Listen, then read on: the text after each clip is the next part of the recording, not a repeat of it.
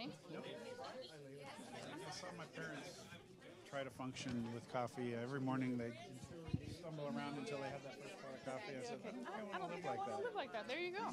Yeah, I do tea in the morning and I'm a coffee in the afternoon girl. So that's kind of my routine. We all have our little routines. Are you a lemon juice in the water in the morning? What do you do? A water drinker? Nope, I'm a soda guy. A Diet Coke person. Or a Coke. In the morning is good. Yeah. There you go. That's funny. I have a little caffeine.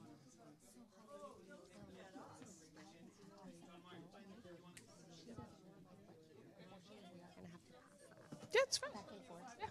He couldn't get another one in time. Sorry. Yeah. Okay. Sounds good. And So we're going to take turns asking questions, by the way, and then whoever gets it, I have to pass this mic to you, because otherwise Kathy will have to walk around like this. She's got a lapel mic on, which that's a look. We could try that. right. Hey, Gaddi, it will be entertaining. You might make the ratings go up. It's exactly. I know, we're going trouble. What's going on at the Salvation Army? And I'm going to keep an eye on YouTube just in case the audience has any questions as well. Just let me know. And then I won't look. I'm messing with you.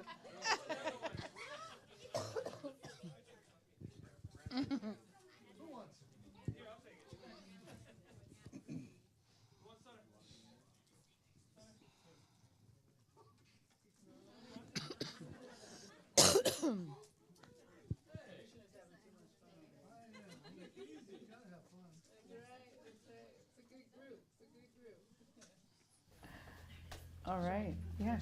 Go ahead. Ooh. That's why you should just yell. Talk softly. Can you guys hear me okay? Okay. Awesome. How's everybody doing? You good? You hanging in there? Does it feel like I said, like water from a fire hydrant? You just feel like you've gotten all this, blasted at you. Well, thanks for being engaged and on the journey. We're actually here for you. So hopefully it's helpful. What we're going to do right now is these are all amazing board members, and we're going to ask them some questions. So I'm going to start, and then Kaltha's going to go. Yeah, and before we start, I just quickly want to have all our good point. do some quick introductions just so you guys know who you're talking to. You've had a chance to hear from myself and Holly and some others today. So we'll start. Go ahead. Sure, Mike. I'll start. I'm Mike Griffiths. I'm chair of the Torrance Corps Board Advisory Board. I've been on chair since 2017 and been on the board since 2014.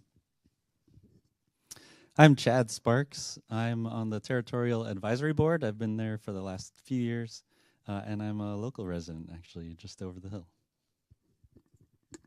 Hi, I'm Layla Kasha. I am on the Western Territorial Advisory Board, and I live in Fort Worth, Texas. I'm Gaddi Vasquez. I started my journey on the advisory board in Orange County, California, not far from here.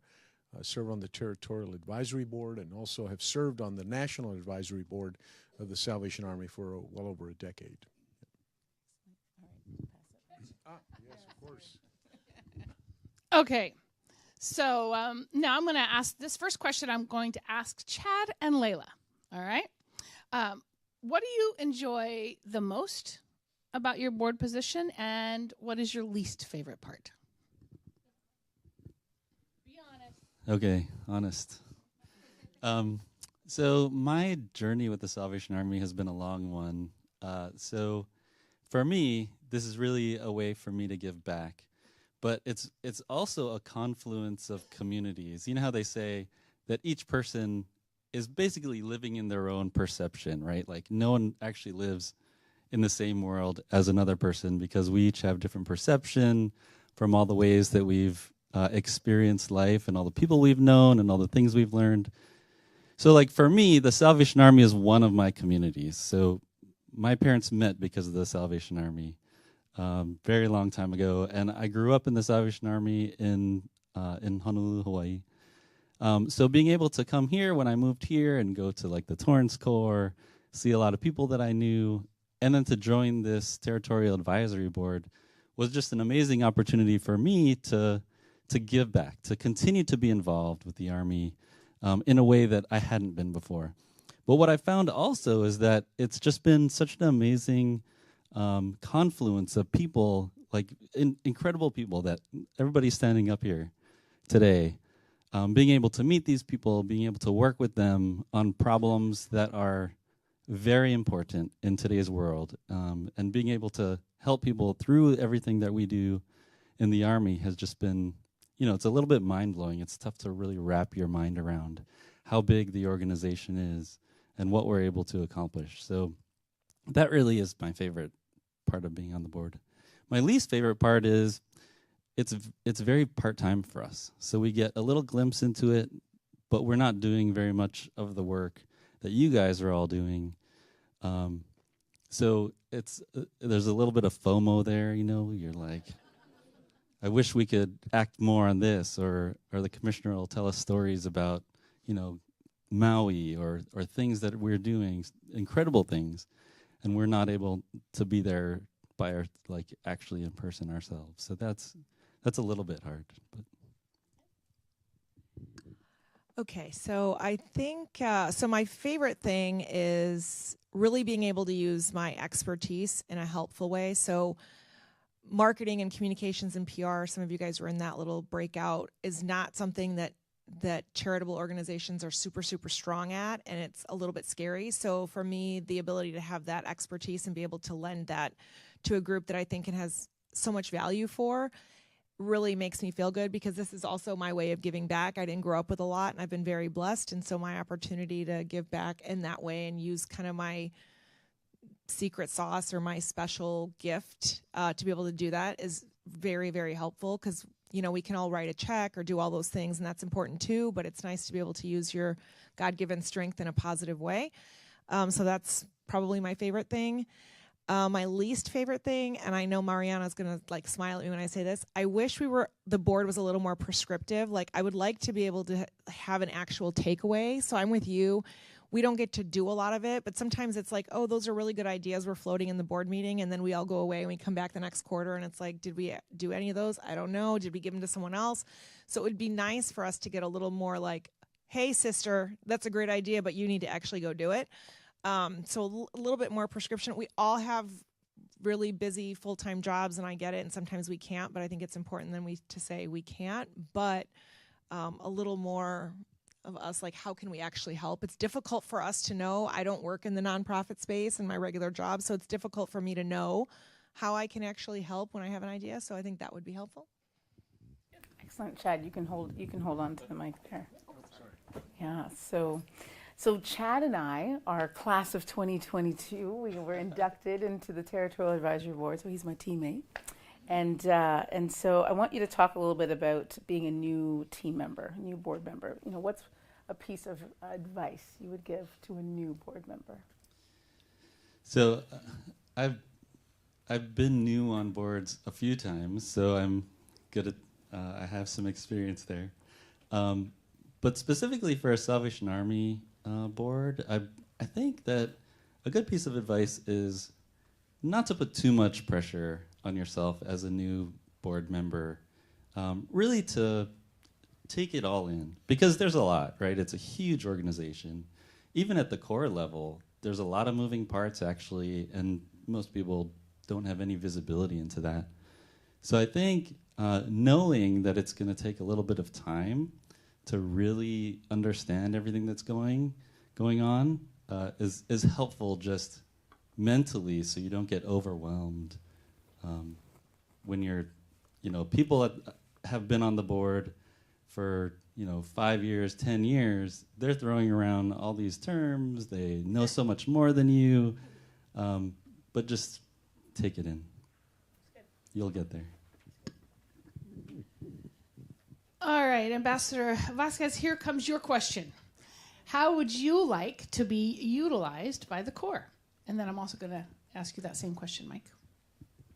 Well, I think after 10 years on the National Advisory Board, I think I've had the opportunity to represent the Salvation Army in a variety of spaces. And most recently, we had the National Advisory Board meeting in Washington, D.C., and it was the first time in many, many years that we did a day on the Hill. And this is total bragging, so let me preface it by saying this. So we were assigned, because you asked the question, what have I done? How am I being utilized? So we were assigned a respective state to meet with either the staff or the senator from that state. I arrived in Washington to discover that I had been assigned to Tennessee. Hello? Tennessee? And good fortune was that a fellow board member from California is in the process of moving to Tennessee. And she raised her hand and said, let me take Tennessee. I'm moving to Tennessee. I'll go work the office. This was Wednesday, and the Hill Day was Thursday, I believe, if my memory serves me right. And it just so happened that the senior senator from California and I are good friends, Senator Padilla. But they had been told, Salvation Army had been told, he was not available. So it was going to be with staff. Well, I texted him Wednesday night, and I said, we're going to be in your office tomorrow morning. Any chance you could stop by and say hello, and so on and so forth? And lo and behold, we arrived, and the scheduler said, Ambassador Vasquez, the senator would like to see you in private first for a few minutes. And then he came out and visited with our group from California. And it was a proud moment for me because I was able to utilize the relationship that I have with the senator to the benefit of the Army, where he had the opportunity to hear what our representatives had to say, and vice versa.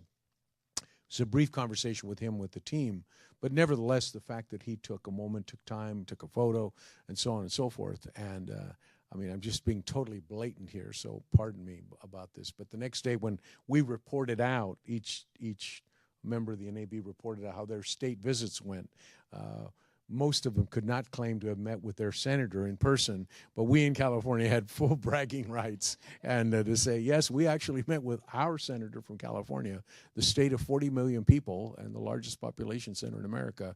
And so I was very proud. And I have, as the Commissioner knows, on many occasions I have used the relationships that I've had both domestically and overseas to open some doors, create some possibilities for the Army, and I think that that's a contribution that I can make to the effort as a result of some of the good capital and good seed that we've spread around the world. I was also director of the Peace Corps for 4.5 years and ran the Peace Corps globally in 77 countries, and many, many times the Salvation Army and the Peace Corps were partnering, and particularly South Pacific actually partnered with the Army, which was another good leverage point.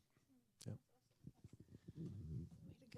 Way to go, team. Yeah, that's All right, outstanding. so it's you now. So how would you, like, the same question, like, have you been utilized, or how would you like to be utilized by the board? Well, at the Torrance Corps, we're all about the community. That's the whole reason I got involved as serving as a council member in our city. That's the reason I got on council. That's the reason why I decided to join the Torrance Corps board in the first place, is being there to actually serve the people that are in our community, whatever their needs are. And in Salvation Army, we obviously serve a unique need in helping the people that don't have everything that other people have and who have bigger needs than a lot of our residents.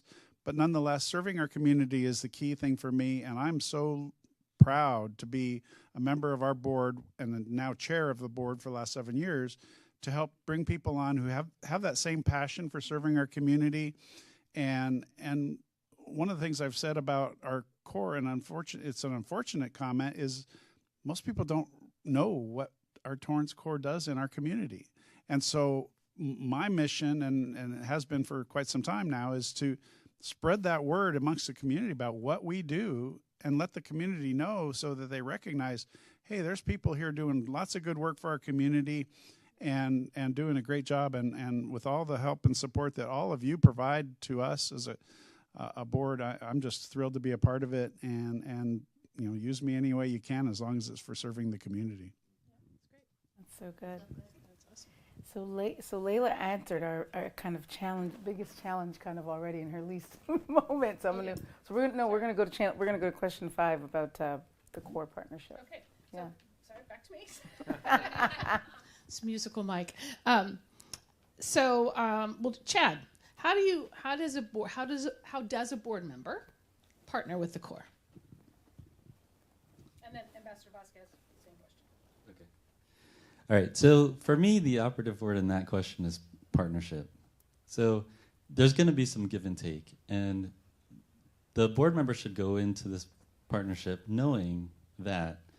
So when you're having discussions with the potential board members, even from the very start, make it clear to them, okay, these are your skills, these are your talents, this is why we're bringing you on, because we want you to contribute using those skills. But in addition, there may be some flexibility there, so we might ask you to do some different things also.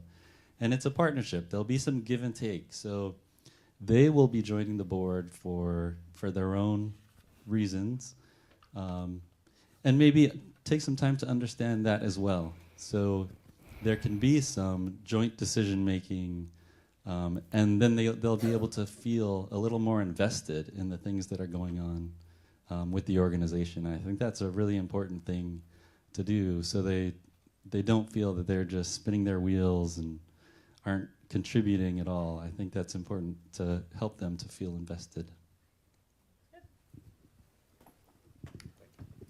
I think it's really important when you are onboarding a new advisory board member, and I think we say this for the National Advisory Board, although the NAB usually is a place where seasoned and tested local advisory board members graduate to from different parts of the country. But I do think it's important, though, when you're placing a new board member or creating that partnership, that you be clear about the value proposition, the reason that a person is going to expend some of their time, their capital, their goodwill, their volunteerism to the cause. And I think the Army is very, very strong in that respect, because there's a lot to be valued. I'll give you an example that I've continued to stay closely involved with the Orange County Salvation Army, and we have a major project, the Center of Hope, that was recently dedicated in Anaheim, California. And I met probably 2 or 3 years ago with Justin Coleman, who does fundraising for the Army in Orange County, with Ben, who is the leader there on the ground, and Captain Kiston, who was then in Orange County and now his successor. But I used my relationships as a board member to introduce them to individuals who could possibly be donors, contributors to the effort. And I think that when you capitalize and utilize the relationships that great or good board members have to advance the work of the Salvation Army, then that's a good practice. It's a best practice when you can have advisory board members who feel like they're making a meaningful contribution to the progress of the Salvation Army. And as a result of that effort, I'm happy to say that know a couple folks who actually wrote $1 million checks in the process. And these are individuals who had previously not had any real engagement with the Army, who have now stepped forward. And as a result of their stepping forward, they have friends who step forward. And it just continues that momentum. So I think there's a multiple ways to create those kinds of partnerships that can yield some very positive dividends. But I think using relationships that advisory board members have, hopefully pre-existing, are really vital and can be of great benefit to the local core. Excellent. You can pass it to Layla, because we're going to have Layla kick us off on the next question. What would you say is the number one way a board member can make a substantial difference?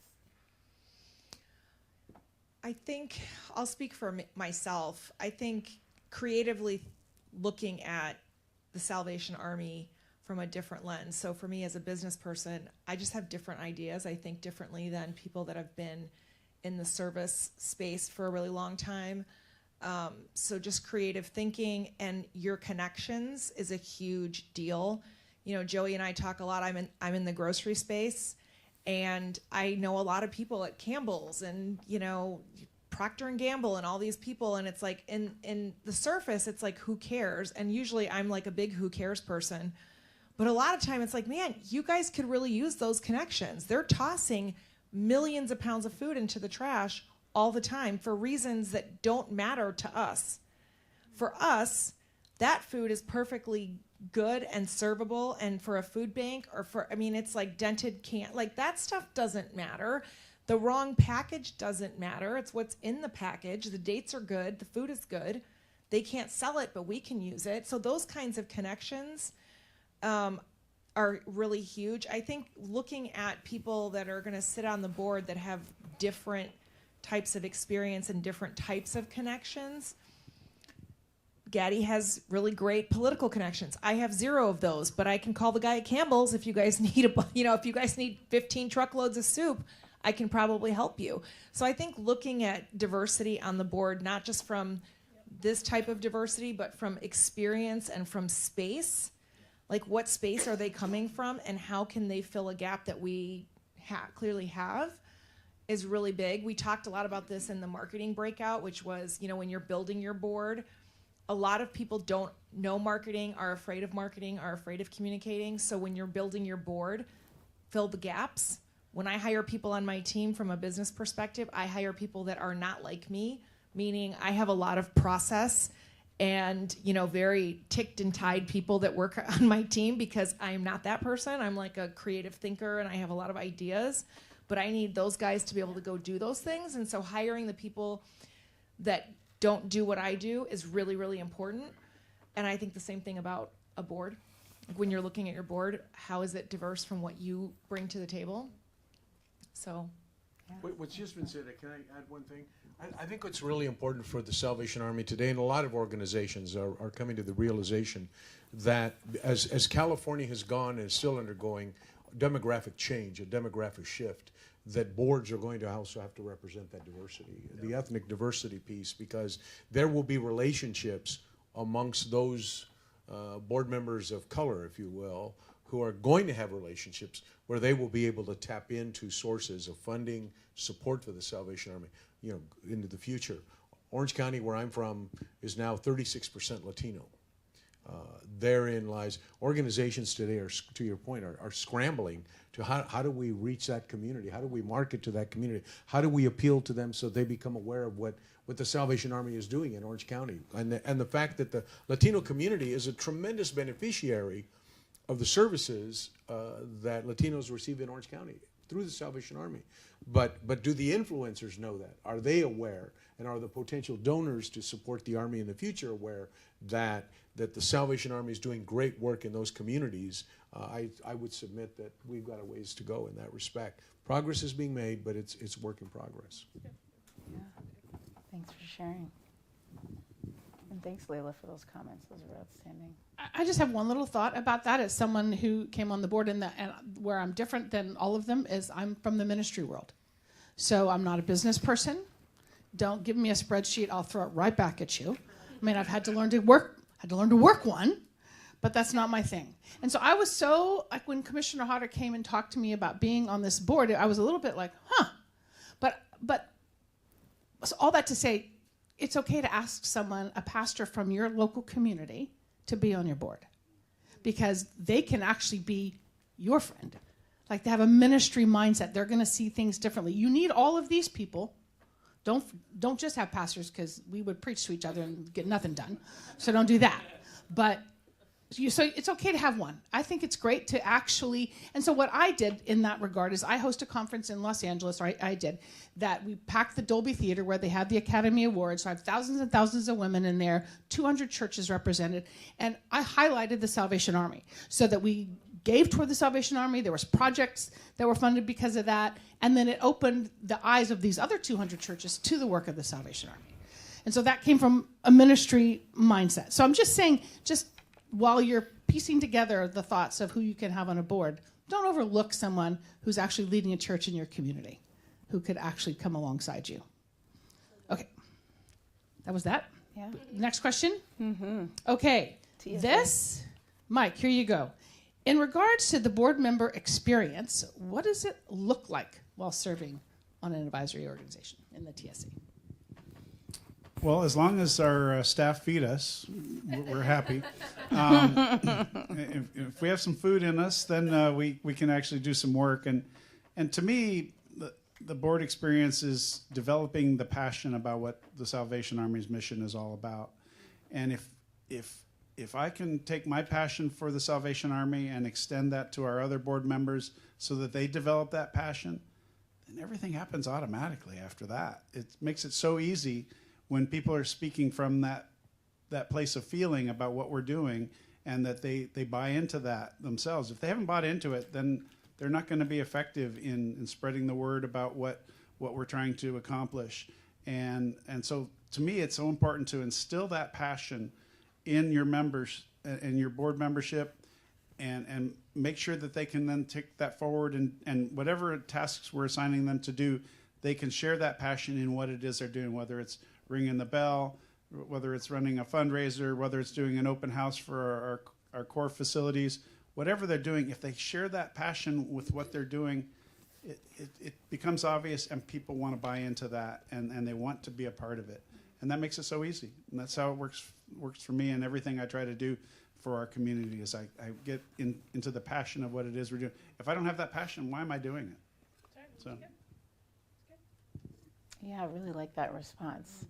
I think as board members, we want to contribute. We want to be able to make sure you're set up for success in your regions. And I'm going to share a story just happened. You guys heard me say it. I'm Canadian. I love to ski, love winter sports. And so I traveled to Denver area quite a bit to go skiing. And so on one of those trips, I made the decision it was 2 years ago, just became part of the board. And I was like, look, if I'm on, I need to really understand what's going on in the in and out. So I said, okay, when I'm traveling, I'll go visit some sites. So, in Scottsdale, I love to golf. So I go to Scottsdale and I'm driving. I'm like, oh, there's a donation center. You get to go by and say hi to some people. But when I was in Denver, I actually set up a meeting. And so Commissioner helped me get connected there so I could meet everybody at the HQ. But I thought it was more important to see like the centers, because I've really never been inside some of the centers. So I went to Lambeth Family Center in Denver. Some of you guys are familiar.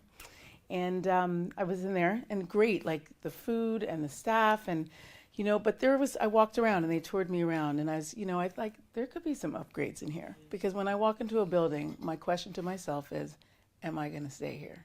Would I stay here? And if I'm going to stay here, or if I'm not going to stay here, then I don't want others staying here. And so I went back to my company and I said, hey, do we have some money? I'm on this board now. And so I was able to present a check. It was kind of cool, Commissioner. You should tell that story. He set it up, I think, with the Denver crew. We had a meeting. I think we were at a board meeting. And we presented the check to the team. And we want to continue doing work like that, right? So if it's food from Campbell's, or any of these grocery units, Chad works in the health industry, there's an opportunity for us. So use us as a resource, right? Because we want you guys to come to us and say, here's my problem, can you help me solve it, right? That's what we're passionate about. That's what we're here for. So don't ever feel like you can't reach out to any of us, or even anybody on the board, or you have a need and you're not even sure if anybody on the board can help, but ask the question, right? And I think just being bold and asking is the first step, and we'll make sure you're set up for success. All right, so, go ahead. Actually, I'm going to do the last question, I think. Yes, I am. Okay. So Chad, we'll start with you, and I'm going to have Layla and also Ambassador as well. I'm going to ask you to finish up. So when you think about the Army, what do you think are the most critical changes that we must make to face the future for the Army effectively? Yeah, so for me, a lot of things really in life boil down to mindset. So for me, it's having that mindset that change is the only constant. So what is true for that question today may not be true for the question tomorrow, except the fact that it'll be something different. So like I get all these memes all the time, right? People at work send them or whatever. And one was like, you guys probably don't remember this, but way back when TVs only had knobs and had like 13, and then you had to do the little prong thing on the back, and that's how you got your cable into here. You're really old. Yeah, like the meme's like I'm this old. That's what the meme says. But think of how many iterations of communications we've been through, and now we're in the social media world, and it's completely different from when everything was radio back in like the 40s. And I mean, so those changes are just going to keep on happening, and we really have to have the mindset that we are going to change with it. We are going to take advantage of these changes and look at them as opportunities and really attack them like they should be. So I would say we have to get better at telling our story. It's not going to surprise you as the marketer in the room is telling you guys we need to get better at telling the story. But we need to get better at telling the story. We need to be consistent. We need to be authentic. And we need to scream it from the rooftops. And I think the challenge is we are very modest. We don't want to be, like, we kind of probably feel like, well, we're doing all this good and people will figure it out and people will find us. They won't. There's a million other people screaming a million other things. And if we don't have our story straight and we don't tell it consistently, we are going to get lost in the shuffle, y'all. And people are writing a check every year, and you want the check to come to you. You want them to drop money in the kettle. You want them to contribute, because we can't keep doing the most good if we don't have the cash. And you don't want someone else telling your story. You want to be the one in charge of telling your story. So we have to get better at the story. We have to get consistent at the story, and we have to start telling it over and over and over again. Because I promise you, if you think people are sick of hearing about the Salvation Army, they don't even know you're here. Yeah, that's so good. And really quick before you start, I just want to piggyback on what Layla said. I think also too, for if you're new to your area or you're just building, if you're having challenges, you got to be vocal about it. You don't want to have a major issue and then it totally implodes. Because one of my top customers is Boeing. I don't know if you guys follow the news much. Now, we didn't make the door, but we make a lot of the components in the aircraft. So right now I'm leading a lot of teams across the world to make sure our stuff, we've dotted our I's and we've crossed our T's, not only for us, but to help Boeing, because they cannot afford any more PR about the issues that they have going on. Because I think yesterday somebody sued them. A lot of memes about keeping the doors on. Yes, there is, right? So just, if you're, even if you're struggling, you're having a hard time, because I think sometimes as believers, people kind of do put us on a pedestal, right? We're the level of excellence. Our Salvation Army, big deal. Been around for a long time, doing big things, right? We're the standard of excellence. But it's okay if we're not doing some things okay. We know we're fallen. It's never going to be perfect. I always say, my six-pack's coming back in heaven. Like, it's not coming back here. So, so be comfortable to go to your leadership and say, this isn't working. And don't let it go too long to when it implodes, right? Because that's our job as a board, but also just as the Army, right? That's what we're supposed to do. I taught at West Point, the United States Military Academy, so I'm the other side of the Army. I'm not military because I'm Canadian. They wouldn't take me. I'm civilian. But one thing I always said to my cadets was, if you fail out of this academy, it's because you did not take advantage of the resources and the help, right? Because it's an amazing institution. I mean, the best in the world go to these academies, but there was a lot of help and support, right? When I've got a second year taking Arabic and he's like, I'm going to fail out. No, you're not. Go see your professor, go, do those things. So it's the same concept and mindset, right? We want to see you succeed. And if you're struggling and you're starting and things aren't working well, tell somebody. Reach out. Let us help. Let your leadership help. Because we want you guys to be great. We want you to win at what you're doing. And God does too, right? Okay, go ahead. Very little left for me to say. You both have covered it very, very well. But I will say that for me, I think one of the most significant challenges, not just for the Army, but for industry, corporations, entities, public, private, nonprofit, for-profit, is how you inform that narrative.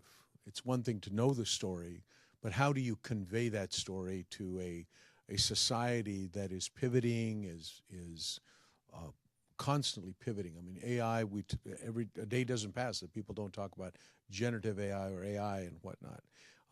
I think it's important for organizations to adhere to their core values, the principles that have gotten you to where you are today, but with an understanding that you have to inform that narrative in the context of how people understand it, how people can embrace it, and not devalue the important progress and advancement and success of an organization like the Salvation Army.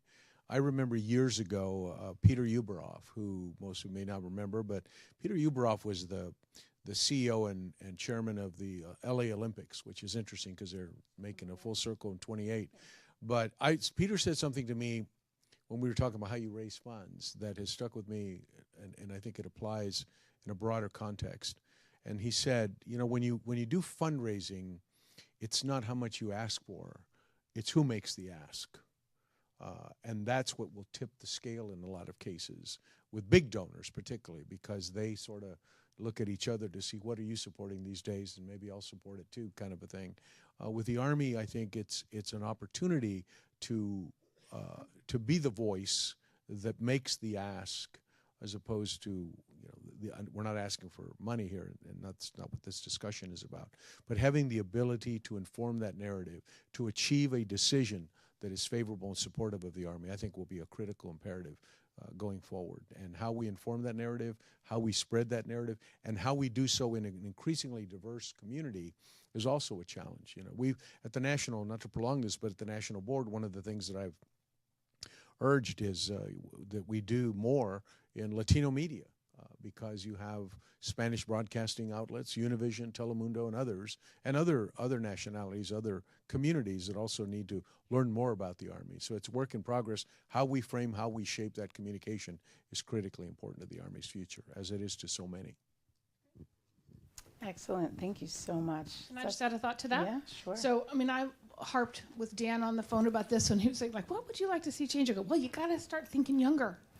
That's the thing with the church. It's just like for us, as the church, the big C global church, it's like we always have to think about the generation coming up, because Christianity is a relay race, right? The message is the baton, right? And so it's always being put into somebody else's hand. But if we're not equipping a generation to receive it, or if we're not opening the door to a generation who thinks differently, right, who's going to do things a little bit differently. And so that was I was harping on Dan, that's the thing I see. Listen, the message is sacred, but that's it. The method will change and should change, because there's a new generation there. Like they say that Gen Z is on track to be the most diverse generation, the most educated generation. And so are we opening the door? We should have a Gen Zer on boards. It's just we got to have someone who thinks a little bit differently, because we're heading into the future where change is constant, right? And so, so that would be my thing. Just continue to look young. Who can you bring? There's no event I did that I didn't have a young person on the board, younger than me. So. Awesome. Are you laughing at me? No, I'm not laughing. Yeah, you were too. I'm not. You're calling me old. I'm not ready for that yet. Thank you, board. This is just great to have all of you. And we want to open it up. Do we have some time for a little Q&A? Yeah. We do. Okay. So great time to just, anything that's on your mind, ask. It's a great time. You got some pros in the room. They're stuck. Yes. Okay, go ahead. Oh, let me get the. I can do it. Can you get it? Okay, Yeah. thanks. I'm ready. Yes, we get everybody on board. So there's quite a few of us that will be graduating in June, and coming in as new lieutenants. My question is, what are your expectations as a Corps officer from us? I can pass it to them. It's an excellent question. Does anybody want Well, I would just. I am in a continuing learning mode when it comes to the Salvation Army, and I'm always interested in how officers of the Army and those who work in the Army, what their sense of their work is and what they're seeing in the communities in which you serve. That's important feedback to be able to help inform boards on where priorities and efforts need to be implemented, exercised. And so that to me is one of the important aspects, is just to be able to hear what people are experiencing and to make sure that if there are weak links out there that a board can address, that those be identified so that we can close the gap on things that are happening in the community. Because every time I see an Army officer in uniform at an airport or location, I take an immediate sprint to that person and just say, hi, I'm Gaddi Vasquez. I'm on the National Advisory Board, and thank you for what you're doing in the Salvation Army. And it always stimulates a great conversation. And it gives me an opportunity to say, so where are you from and what are you working on these days? And how are things going in your geographical area and things like that. Those are really important conversations, because I always want the Army officers and members of the Corps to know that their work, their labor, is greatly appreciated by those of us who are so-called, sort of civilians, if you will, if I can use that illustration, but trying to do our best to be supportive in the expansion and the growth of the Army. I'll add that Whether it's for-profit or nonprofit, what I see sometimes, and especially even in my company, trying to do the same thing and get this, get the same results, right? If you're going to get the same, you've heard the quote, right? If you do the same thing over and over, you can get the same results. But sometimes you have to do things differently. So I would challenge you guys to assess what's going on where you are, but then challenge, right? Bring in the diverse perspectives, bring in different ideas. Because to Holly's point, right, with generations, things are changing. But we're evolving really just as a society, as a world. But in business or in nonprofit world, you've got to do things. You've got to be a little bit more innovative, right? You might have to, go away from even spreadsheets and do some things digitally, right? I had a job 3 years ago that I was managing 2,600 channel partners in the country by myself. And I'm like, there's no way I can just go through. There's not enough hours in the day to go to spreadsheets and look at revenue and so Power BI, Microsoft, they got this system. You can put all that data in there, it spits it out, and now I'm not going through spreadsheets, right? So we can work with other people to find creative ways. And I didn't do that. I went to our Center of Excellence in Pune, India, and said, hey, can we get this created, right? So again, it's talking to your leaders. Hey, we've been doing this specific task this way. Here's something I thought of, or something that somebody on the team thought of. But be open to learning what's working, learn what's not working, and then say, okay, how's it going to help us make us better, reach more people, and affect the next generation. And to the ambassador's point, I would expect you as a core member to know your area and to know the top 2 needs in that area if you want me to help you reach them. Excellent question. Thanks for asking that question. All right, who's next? What's on your mind? As you think about graduating and going in and leading, honestly, I think my better question is, what scares you about this? What scares you? Look, nothing. Yeah, go ahead. Do you want to pass him the microphone? Yeah. Oh, thank you. Where? Oh. So yeah, there are a few of us in my session coming to get commissioned this June, and then more in the next session we're in that younger group, almost that we would fall into the echelon group. What kind of advice would you give us to not get scared of the whole process, to not I guess be silent and not let our age be a factor in us not participating, or kind of just letting, I guess, being teachable, but also still being able to contribute?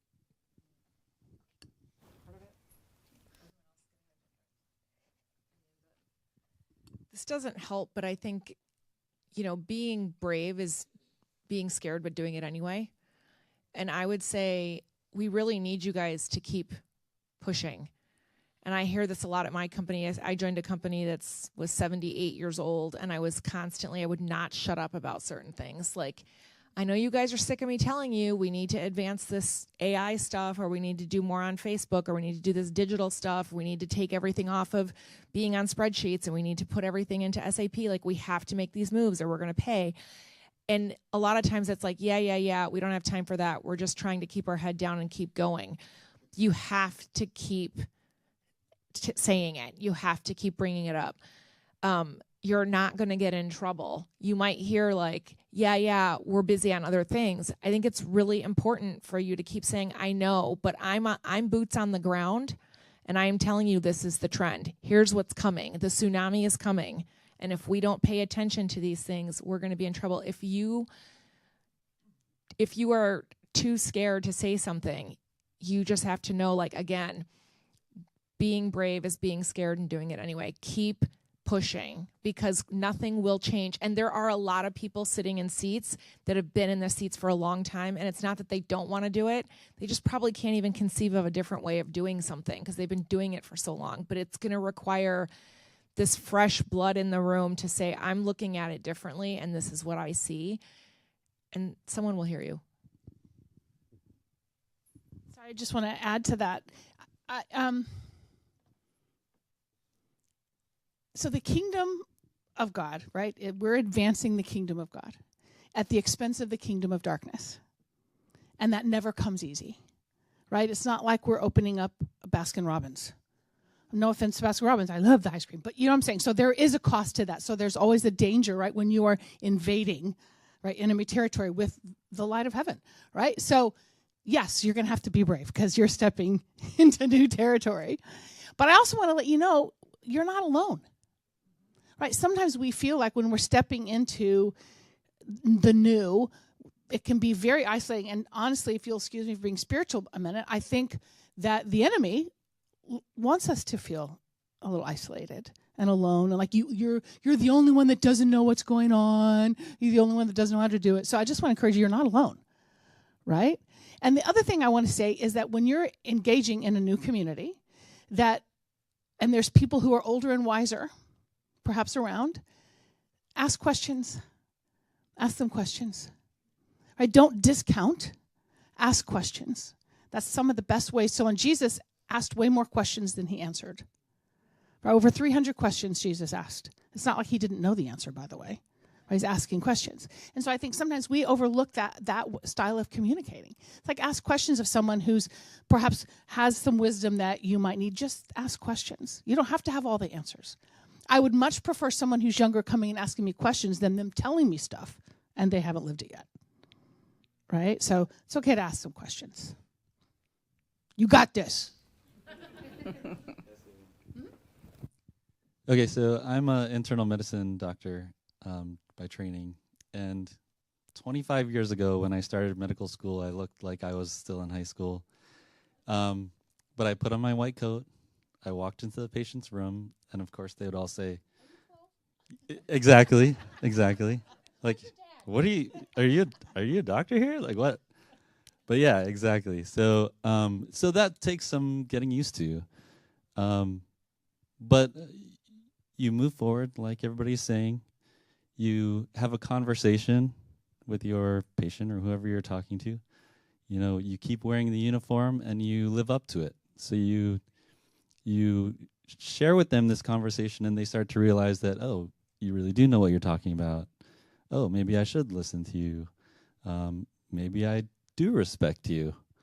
And just building that relationship, it just stops being a thing after a while. So just do your best, and I think it'll take care of itself. I like that. Do your best, God will take care of the rest.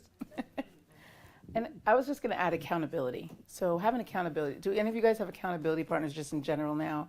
Whether it's small group or your church group, it's huge. Because when you have an accountability partner, when somebody else can love on you and love you enough to tell you the truth, right, it helps. So I highly recommend, as you get in this transition, and all of you guys, it'd be neat kind of across the region, you guys could be accountability partners for each other. Because you're all in it together, right? When one person's not doing well, everybody's not doing well. But one person's doing well, everybody's doing well, right? It's a team effort. So if you think about it that way, it will go a long way, and it will and some of that fear will dissipate as well. But fear can kind of be fun too, because you're breaking barriers and you're doing big things. All right, if I get, and look, I, like the doctor, I've had the good fortune of being the trailblazer both from an ethnic standpoint and age standpoint. I was 32 years old when I was elected to the Board of Supervisors in Orange County. I was the first person of color elected in Orange County's history to that board seat, to the Board of Supervisors, period.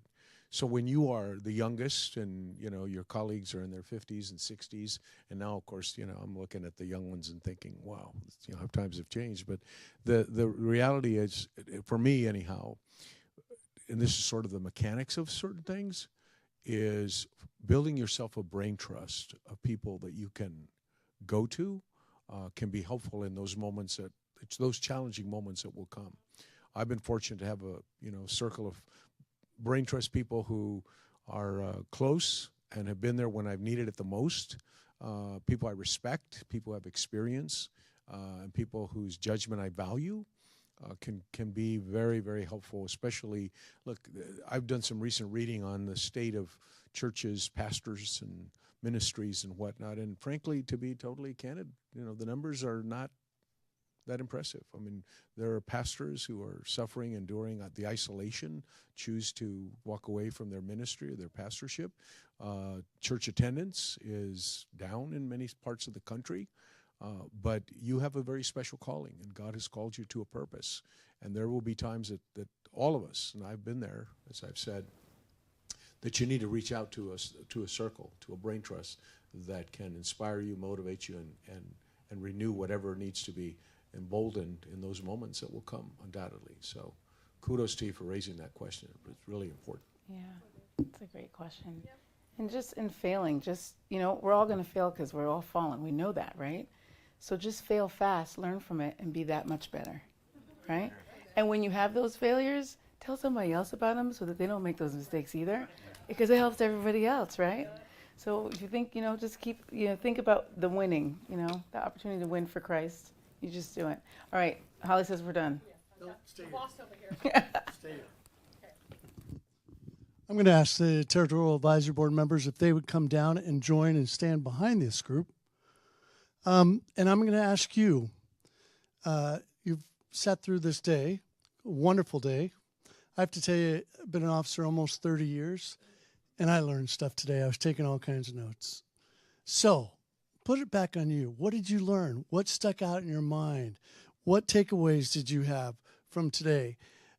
These people have just given up their time, their whole day, to come in, flown in from all over the Western United States. And I appreciate them so much and what they presented. But let's just hear from you, and I'll reiterate it. I'm not going to pass the mic. So keep it short. Tell me what it is that that you got out of this. What did you take away? Yes. It was said a little bit earlier to just not be afraid to ask their advisor for what you need and ask them for help. That was something I really took in. Not to be afraid to ask them for help. Not be afraid of your advisor board.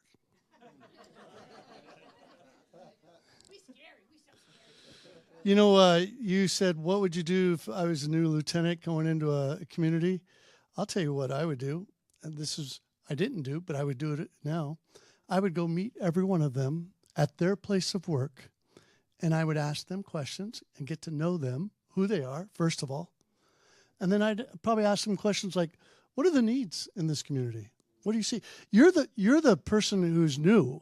They're the ones who have lived in this community. They're the experts. We don't come in as experts, So I would take from them the knowledge that you've heard today on advisory boards, and I would take it from your community. That's what I would do. Go get to know each one of them.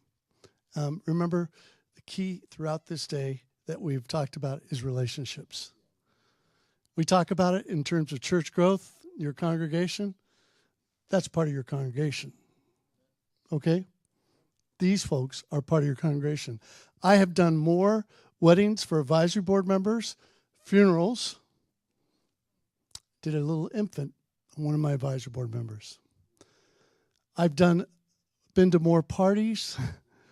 I've done things socially. They are my friends. And that's what they need to be to you. And then you won't be scared of them. Right? Right? Okay, someone else. Yes, real loud. Find where you are before you look to where you're going. Find where you are before you look where you're going. It's great. Yes. Yeah, I definitely identified with what Brian said, find where you are before you know where you're going. And also characteristics How to build advisory boards from scratch. Good. Yes. National standards of excellence. Excellent. For me, I think it's, first of all, I just want to say thank you for this. But I feel, a few of us are going out to the field this June, and just knowing that we're going to be able to have a team that's going to be helping us in the way. And if we don't have it, we're going to have the opportunity to build it. Yep. And I think for me, that's a great support, because by ourselves, we can't. Yeah. To have a team, have that support around you. Very good. By the way, some of you may go out and you may not have advisory boards. So you find somebody else and say, who should I have on my advisory board? I want to build an advisory board. Who would you recommend? You can start right there. Just asking people in the community. Go to the grocery store, gas station. Say, find out who the influential people are in your community. And they'll help you build an advisory board. Somebody else. Yes, Josh. I feel empowered and encouraged, and I feel that there's such a wealth of knowledge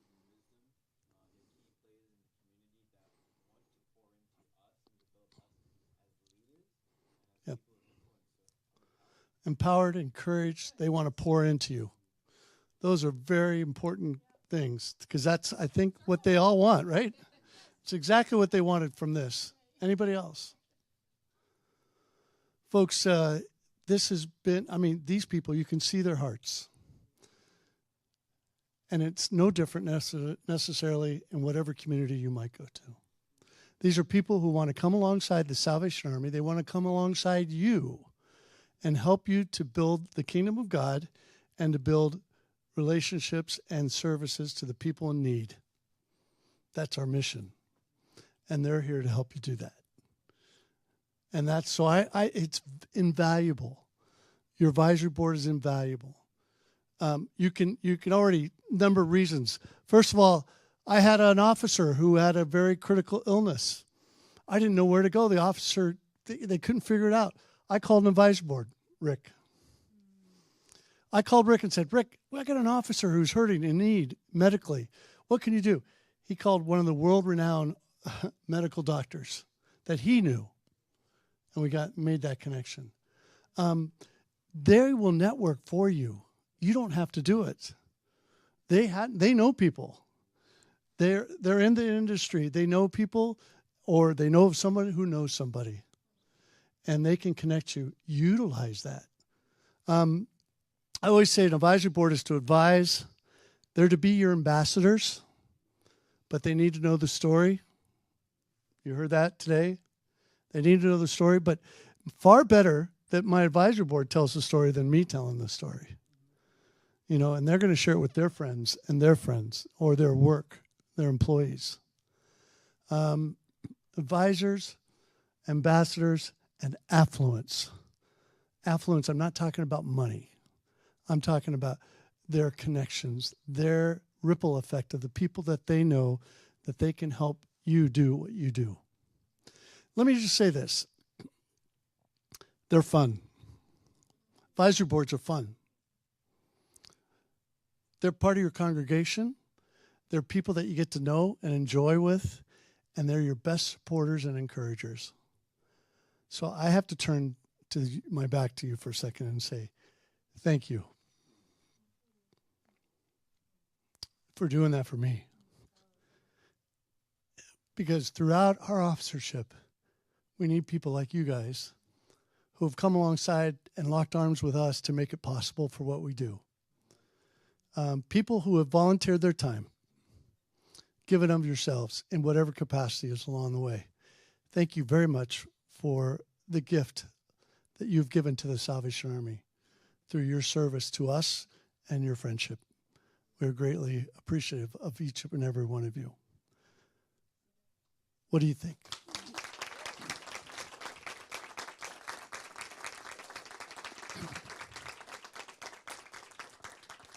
I hope that you'll find the joy that I have found in working with advisory boards. I hope that you'll utilize them and ask them. People want to be used. People want to be a resource to you. They want to help you. But you have to ask and tell them what your needs are. And where you are weak, tell them, I don't know how to do this. Can you help me do this? And they will help. You know, and if they don't, they'll tell you someone who will. And that's the way it works. So thank you very much, Major Masango, for allowing us to come and do this day with our Territorial Advisory Board. And Mike, local advisory board. Thank you, Mike, for coming and joining with us. I'm going to ask if the chief and my wife would come down. We want to take a picture of this group. And I'm going to ask if you will say a few words and close in prayer. Once again, as the College for Officers Training, we have had a day full of great information. So I would like us to, again, put our hands together and thank the Territorial Advisory Board. The information you shared with us today is invaluable, and we will put to use that information, some starting this June and start some next year. So thank you.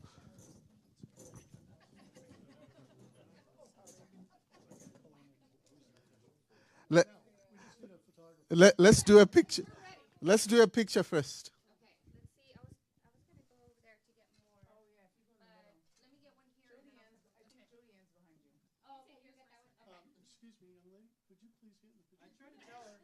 Oh, yes, yes. So let me do that one for you. This is the trick, young people. Young people. No offense, I learned this.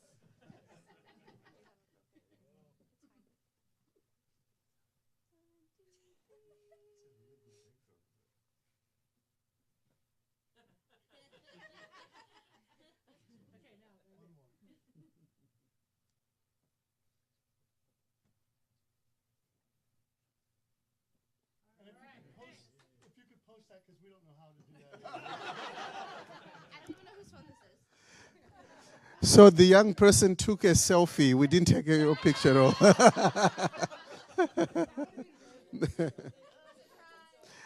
Anyway, we just wanted to say again, thank you for gracing us with your presence here at the College for Officers Training. We're very grateful. When I was sitting there and you were talking about donations and so forth, I kind of thought, we here at the college, we don't always get outside donations specifically for education. So as you go back to your businesses, think about some creative ways of assisting us with getting support just for education. People do give for many other programs we do, but education is not well funded. So we love that. And over the years, I've had the privilege of working with advisory boards that have raised millions of dollars, and we know your value. So we are very grateful. So I'd like to pray and end our day together. Let's pray. Father, we thank you. Thank you for the dedication of the men and women here who have spent so much time in preparation, time in travel, and their own resources to just bless us today with their knowledge. And God, we thank you for them. We pray you may bless them, bless their businesses, bless their families. If there are some who are not feeling well, Father, we thank you that they've sacrificed their pain to be here with us. So may you heal them and may you bless their families. We pray too for each and every cadet today that has been taking in so much information. Help us to remember the information, not only now, but when they are out in the field, that they may remember all these nuggets that they received today. Father, we can't wait to see what you are going to accomplish through them from the information they've heard today. We are honored and grateful to be co-laborers with you in your field. So thank you for this day. May it be a blessed day. Be with our friends as they travel back to their homes.